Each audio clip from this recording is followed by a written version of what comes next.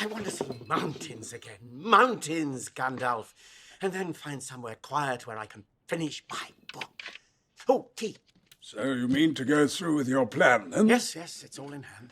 All the arrangements are made. Oh, thank you.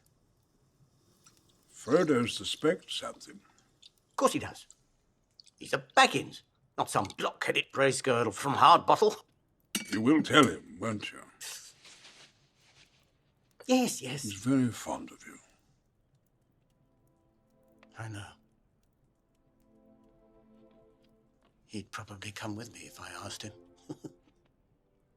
I think in his heart, Frodo's still in love with the Shire. The woods, the fields, little rivers.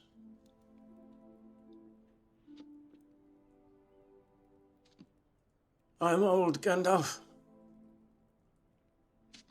I know I don't look it, but I'm beginning to feel it in my heart. I feel thin, sort of stretched, like butter scraped over too much bread. I need a holiday. A very long holiday. And I don't expect I shall return. In fact, I mean not to.